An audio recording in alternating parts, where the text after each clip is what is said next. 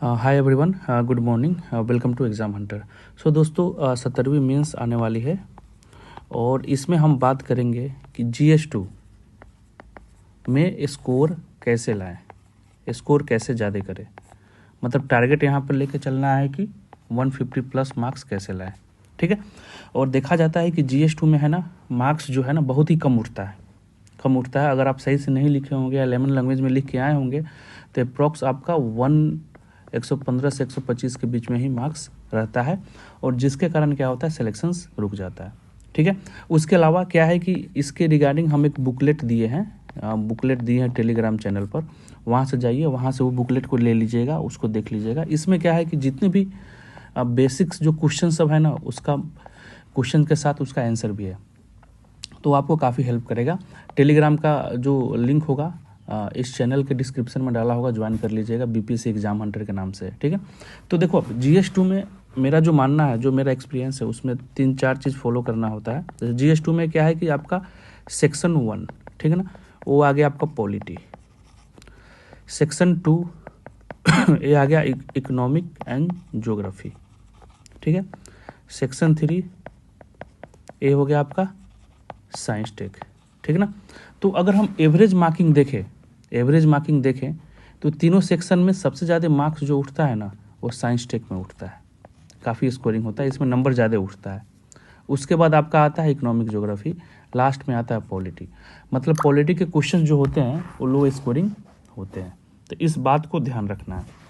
तो जब भी मैं ट्राई करता था मेंस के समय में, तो मेरी कोई कोशिश यही होती थी कि सबसे पहले क्या करना है, हमें साइंस एंड टेक को करना है। क्योंकि आपको पता होगा कि जब स्टार्टिंग में आप लिखोगे तो थोड़ा सा जोश ज़्यादा होता है, एनर्जी ज़्यादा होता है, टाइम का इशू नहीं होता है, लेकिन जैसे ही आगे बढ़ोगे तो थोड़ा प्रेशर डेवलप होना स्टार्ट हो जाता है। तो साइंस टेक में अगर आप बेहतर परफॉर्मेंस देते हैं तो इवन आप 22 से 24 के आसपास भी नंबर ला सकते हैं एक क्वेश्चन में, और कुछ में तो उससे ज़्यादा भी ला सकते हैं। तो मेरा ये सलाह है कि पहला कोशिश कीजिएगा साइंस टेक करने का, सेकेंड कोशिश कीजिएगा इकोनॉमिक एंड ज्योग्राफी करने का, ठीक है ना, इकोनॉमिक एंड ज्योग्राफी करने का, और लास्ट में क्या है, पॉलिटी, ठीक है ना। पॉलिटी है जो काफ़ी सब्जेक्टिव नेचर का होता है। इसमें मतलब स्कोर करना ज़्यादा स्कोर नहीं जाता है। एवरेज अगर आप देखोगे पॉलिटी में तो 13 से 15 के बीच में एवरेज मार्किंग होता है। अगर अच्छा परफॉर्मेंस दे दिए तो आपको क्या करेगा, 15 से 20 के बीच में दे देगा। बहुत ही रेयर चांस होता है कि 20 प्लस जाए, वो एक्सेप्शनल होते हैं, सबको मिलते नहीं हैं, ठीक है। तो पहला क्या है कि इस ऑर्डर में फॉलो कीजिएगा, मेरा सलाह है। अदरवाइज अगर कंफर्टेबल है तो इकोनॉमिक ज्योग्राफी भी आगे कर सकते हैं। उसके और देखो, इस ऑर्डर में करना है। लेकिन क्या है कि अगर सपोज करो क्वेश्चंस कर रहे हो, साइंस टेक उठाए, साइंस टेक का कोई भी क्वेश्चंस आपको नहीं आ रहा है, आप उतने अच्छे से प्रिपरेशन नहीं किए हो, उस केस में, उस सिचुएशंस में आप क्या कर सकते हो, स्विच कर सकते हो, जो मन है वो, ठीक है ना। तो कोशिश है कि इकोनॉमिक ज्योग्राफी ही करने का, उसके बाद पॉलिटी करने का, ठीक है ना। और इस सब का बुकलेट जो है ना हम दे रखे हैं। बुकलेट जो हम दिए हैं उसमें GS1 और GS2 है, ठीक है ना, और ऐसे भी है। तो उसको क्या करना है कि जो भी इंपॉर्टेंट क्वेश्चंस है उसके सारे वहाँ पर जस्ट लाइक है कि एक्सप्लेनेशन है, वो काफ़ी हेल्प करेगा, खासकर GS2 को लेकर। तो उसको एक बार देख लीजिएगा, ठीक है। अब देखो, पहला है कि इस स्टेप में आपको फॉलो करना है। दूसरा आपको करना क्या है कि क्वेश्चंस को छोड़ना नहीं है, ठीक है। अगर क्वेश्चन छूट गया तो मान के चलो कि आप रेस से बाहर हो रहे हैं, ठीक है ना। तो क्वेश्चंस को छोड़ना नहीं है। जो 38 वाले जो क्वेश्चंस होते हैं ना, उसमें आपको 6 पेज देता है, न्यू फॉर्मेट है उस पर। और जो शॉर्ट्स आंसर्स होते हैं उसमें क्या देता है, 2 पेज देता है, मतलब 1 पेज का दोनों साइड, ठीक है। तो मेन टारगेट रहना चाहिए, टारगेट ये नहीं होना चाहिए कि 6 पेज का 6 पेज, 2 पेज का 2 पेज भरना है। मेन टारगेट होना चाहिए कि हमें सारे क्वेश्चंस को कंप्लीट करने हैं। तो अगर आपको 4 पेज से ज़्यादा अगर बढ़ रहे हो, एग्जाम्पल लो कि 4 पेज में जो भी डायमेंशन है हम उसको कवर कर ले रहे हैं, तो 5वां पेज लिखने की क्या आवश्यकता है। ये आप छोटे छोटे लिखते हो, तो जो छोटे छोटे लिखते हो तो 4 पेज लिखोगे, जो बड़ा लिखता है वहीं उसके 5-5.5 पेज हो जाएगा, ठीक है ना। तो आप 4 पेज, 4.5 पेज, 5 पेज में भी आप लिख सकते हो, जो भी नहीं है कि 6 का 6 पेज भरना है, ठीक है। अब इसमें देखो, इसमें आपको 4 मिनट मिलता है। 4 मिनट में आपको क्वेश्चन को पढ़ना भी है, उसके डिमांड को समझना भी है और लिखना भी है, ठीक है। तो जो भी नहीं है कि इसमें 2 से 2 पेज भी भरो, 1 पेज में भी लिख सकते हो, 1 सवा पेज में भी लिख सकते हो, उससे भी काम चल जाएगा। बस यही है कि क्वेश्चंस की डिमांड को आप फिलफिल कर रहे हो कि नहीं, पूरा कर रहे हो कि नहीं। ठीक है, अगर क्वेश्चंस के डिमांड को पूरा करना है और सारे क्वेश्चन को कंप्लीट करना है, ठीक है ना, तो पहला ये स्टेप फॉलो कीजिएगा कि किस तरह से कौन सा सेक्शंस को पहले करना है, वो आपको कुछ नंबर का बेनिफिट देगा। सेकेंड, आपको करना क्या है कि क्वेश्चंस जो है ना उसको सारे कंप्लीट करना है, छूटना नहीं चाहिए। अभी से ही टारगेट ले लो कि क्वेश्चन छूटना नहीं चाहिए। अब इसके लिए क्या है कि आपको स्पीड, जो राइटिंग का स्पीड है ना वो ठीक ठाक होनी चाहिए, काफ़ी प्रैक्टिस होनी चाहिए। तीसरा जो बात करने वाले हैं कि क्वेश्चंस के डिमांड को पकड़ो। डिमांड को पकड़ो मतलब क्वेश्चंस को पढ़ के ऐसे ही लिखने नहीं लगे, क्वेश्चंस को पकड़ के हम ऐसे ही लिखने ना लगे। अब डिमांड को कैसे पढ़ना है, तो सपोज करो कि ये आपका क्वेश्चंस दे रखा है, ये आपका क्वेश्चंस दे रखा है, तो क्वेश्चंस को पढ़ते समय क्या करोगे, हाईलाइट कर लो कि ये डिमांड 1 है, ठीक है ना, ये डिमांड 2 है, ये डिमांड 3 है, ऐसे करके हाईलाइट कर लो, सर्कल कर लो कि जब भी लिखोगे आप क्वेश्चन पर नज़र जाएगा तो आपका नज़र इस पर पड़ेगा, ठीक है ना। और कोशिश करो कि जो डिमांड है वो आपके आंसर का लगभग 75% के आसपास वेटेज होना चाहिए, वही डिमांड, ठीक है। तो ये तीसरी पॉइंट जिसे GS2 में स्कोर करना है, तो ठीक है। उसके बाद सोर्स क्या फॉलो करना है वो तो सबको पता होगा, ठीक है ना, उसमें कोई चीज़ नहीं है, लेकिन हम कुछ कुछ बता देंगे। अब देखो चौथा डिमांड क्या करना है GS2 में आपको, ठीक है ना। पहला तो क्वेश्चंस को पूरा कंप्लीट करना है, डिमांड को हाईलाइट करके भाई सर्कल करके रखना है। उसके बाद प्रेजेंटेशन का बहुत रोल प्ले करता है। प्रेजेंटेशन, ये प्रेजेंटेशन जो है वो जरूरी नहीं है कि GS1 में, बस GS2 में, GS1 GS2 दोनों में। मैं बहुत कॉपी ऐसे देखा हूँ कि कंटेंट जो है वो नॉर्मल है, कोई रॉकेट साइंस नहीं लिखा है, लेकिन प्रेजेंटेशन उसका इतना बढ़िया है ना, मतलब दिखने में सुंदर लग रहा है। प्रेजेंटेशन में क्या करना है आपको, मैप हो गया, फ्लो चार्ट्स हो गए, जो आप डाटा डाल रहे हो उसको हाईलाइट कर रहे हो कि नहीं, ठीक है। सुंदर लिखावट, लिखना है, राइटिंग स्किल्स जो लिख रहे हो, राइटिंग जो कर रहे हो वो सुंदर होनी चाहिए, दिखना चाहिए कि मतलब सजा के, ठीक है। तो ये आपको हो गया प्रेजेंटेशन, ठीक है। तो हमने क्या बात कर रखा है, हमने क्या इसमें डिस्कस किया कि पहले साइंस टेक, ठीक है, साइंस टेक को कवर करो, इकोनॉमिक ज्योग्राफी, देन पॉलिटी। उसके बाद क्वेश्चंस की डिमांड को कंप्लीट करना है, जो क्वेश्चन हाईलाइट कर लो, सारे क्वेश्चंस कंप्लीट होनी चाहिए, प्रेजेंटेशन होनी चाहिए, ठीक है। ये सब बेसिक फैक्टर है, ये सब करके आओगे ना तो देखना जो पहले आपको जो नंबर आते थे उससे ज़्यादा नंबर इस बार आ जाएगा, ठीक है। जो सबसे इंपॉर्टेंट बात करने जा रहा हूँ ना उसको ध्यान दीजिए, पॉइंट नंबर 5, ठीक है। पॉइंट नंबर 5 ये है कि जितने भी GS2 में अगर आप देखोगे, GS2 में देखोगे क्वेश्चंस देखोगे तो आइदर ये पॉलिटी हो गया या सेक्शन 2 इकोनॉमिक ज्योग्राफी हो गया या साइंस टेक हो गया, ठीक है ना। ये सब कहीं ना कहीं से करेंट लिंक्ड होते हैं, ठीक है ना। पॉलिटी के क्वेश्चंस भी देखोगे तो अब करेंट से ओरिएंटेड ही होते हैं। कोई भी जैसे बेसिक्स टॉपिक्स है, जैसे राज्यपाल हो गया या पार्लियामेंट्री सिस्टम हो गया या इलेक्शन कमीशन हो गया, ठीक है ना, या कास्ट वेस्ट रिजर्वेशन हो गया। तो इलेक्शन कमीशन से भी है तो ये बेसिक्स में भी आता है, लेकिन अभी इलेक्टोरल बॉन्ड को ख़त्म किया तो करंट में भी आ जाता है। तो इस सब का क्वेश्चन जो भी पूछेगा ना तो करंट ओरिएंटेड कहीं ना कहीं लिंक्ड होता भी है, और करंट ओरिएंटेड लिंक्ड नहीं भी पूछता है ना तो आपको आंसर में उसको ऐड करना पड़ेगा। तो जो सबसे इम्पोर्टेंट फैक्टर होता है GS2 में नंबर उठाने का, कि कोई भी कंटेंट, कोई भी आप आंसर लिख रहे हो ना, तो उसमें करेंट अपडेट दे रहे हो कि नहीं, ठीक है ना। मतलब जैसे सपोज करो एग्जांपल ले लो कि कोई क्वेश्चंस पूछ दिया क्रिटिकली एनालाइज, ठीक है ना, तो उसमें हम क्या फ़ायदा दिखाते हैं, पॉजिटिव पॉइंट क्या दिखाते हैं, नेगेटिव भी दिखाते हैं, ठीक है ना। नेगेटिव दैट मीन्स चैलेंजेस, उसके बाद आगे की राह वे अहेड दिखाते हैं, वे फॉरवर्ड दिखाते हैं, ठीक है ना। अब देखो तो इस सब में आप पॉइंट नंबर 1 लिख रहे हो तो एक स्टेटमेंट दे दिए आप, ठीक है ना, स्टेटमेंट दे दिए। तो उस स्टेटमेंट को प्रूफ करने के लिए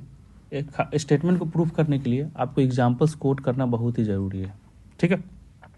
जैसे राज्यपाल है तो आप बताओगे कि कभी कभी राज्यपाल डिस्प्यूट में क्यों रहता है, तो आप बता दोगे कि कभी कभी वो क्या होता है कि सेंटर के कहने पर काम करता है, just like agent of the centre, जो सुप्रीम कोर्ट भी इसको काफ़ी क्रिटिसिज्म किया है। तो वो तो पॉइंट लिख दिए, लेकिन हम मानेंगे कैसे, तो आप एग्जाम्पल दोगे ना कि कौन कौन से स्टेट में ये इशू हुआ है, ठीक है। तो GS2 में हर कंटेंट जो आप लिख रहे हो, कोई भी आंसर लिख रहे हो, उसमें आप करेंट से लिंक्ड करो, मतलब अपडेट करो, तो सामने अपडेट करो। अब उससे क्या होगा कि देखो, अब जनरली क्या होता है कि पॉलिटी में एग्जांपल ले लो कि लक्ष्मीकांत हम लोग पढ़ के जाते हैं और वहीं लिख के आ जाते हैं, तो बेसिक्स हो गया वो, ठीक है, तो नंबर भी बेसिक्स की तरह मिलेगा। लेकिन इसी को आप जो लिख रहे हो उसी को आप करेंट से लिंक्ड कर दो कि हाँ ऐसे ऐसे मुद्दे अभी देश में चल रहा है, जैसे इलेक्टोरल बॉन्ड है, ईसी है, इलेक्टोरल बॉन्ड है, तो उस पर आप लिख रहे हो, तो फैक्टर्स, फायदे नुकसान तो आपको हर जगह मिल जाएगा, गूगल करोगे हर जगह मिल जाएगा, हर मटेरियल में मिल जाएगा।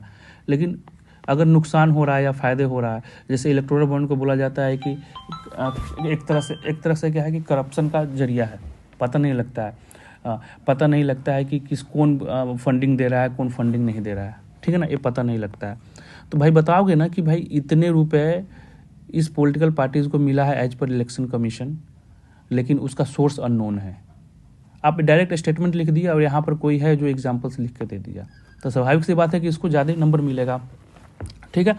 तो GS2 में यही एक मंत्र है कि आपको अपडेट कीजिए, न्यू डाटा डालिए, न्यू एग्जाम्पल्स डालिए, ठीक है ना, कोई ऐसा इंसिडेंट हो या कोई ऐसा जजमेंट हो या रिपोर्ट हो उसको डालिए, जहाँ पर मन करे, जहाँ पर आपको लगे वहाँ पर आप कोट कर दीजिए।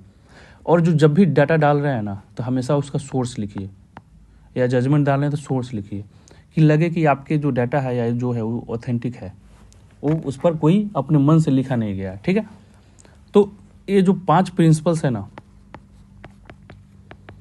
इसको फॉलो कीजिएगा तो आपका आंसर भी अच्छा होगा और साथ ही साथ आपका नंबर भी बढ़िया मिलेंगे, ठीक है ना, ये गारंटी है। अब देखो पॉलिटी में तो आपको पता है कि क्या पढ़ना है, उसके अलावा हमने क्या किया था कि एक टॉपिक का लिस्ट दिया था, उस पर हमारी बुक भी आ रही है, ठीक है ना, होली तक आ जाएगी। उसमें क्या है कि एक साल में जो भी करंट रिलेटेड टॉपिक्स थे ना, उसका हमने एक लिस्टिंग बनाया था और वो लिस्ट हम शेयर किए हैं अपने एग्ज़ाम हंटर चैनल पर भी, वहाँ से देख सकते हो, ठीक है, उसको कर लीजिएगा। और साथ ही साथ इसमें देखो कि पॉलिटी हो गया, तो पॉलिटी में आपको पता है कि क्या करना होता है क्या नहीं, जो भी बेसिक्स जो टॉपिक्स होते हैं उसको करना होता है, और जो न्यूज़ में है, और इसको करंट से लिंक करना होता है। हम यहाँ पर बात करेंगे इकोनॉमिक ज्योग्राफी, ठीक है ना।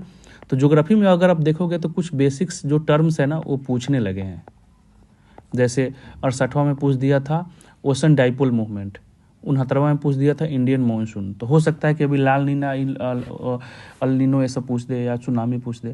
तो इसके लिए आपको क्या करना है, 11वीं की जो ज्योग्राफी है ना, 11th की जो ज्योग्राफी है ना, इंडियन पार्ट वाला, उसको, या नॉर्मल ज्योग्राफी है ना, 11th का 2 पार्ट में आता है ज्योग्राफी, उसको एक बार रीडिंग डाल दीजिएगा, जो बेसिक्स टर्म है ना उसको देख लीजिएगा, ठीक है ना, ठीक है, बेसिक टर्म है उसको देख लीजिएगा।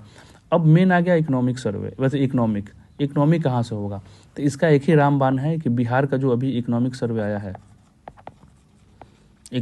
आया है लगभग 638 पेज का है, ठीक है ना, उसको हम करा भी रहे हैं। इसके लगभग अब अभी 4 लेक्चर्स हम ग्रुप में डाल भी दिए हैं और चैनल पर डाल भी दिए हैं। तो इकोनॉमिक सर्वे आप डिटेल में कर लीजिए। इससे क्या होगा कि इसमें लगभग 14 चैप्टर्स है। अब 14 चैप्टर्स है तो उसको आप कर लोगे तो लगभग सारे इकोनॉमी के कंसेप्ट क्लियर हो जाएंगे।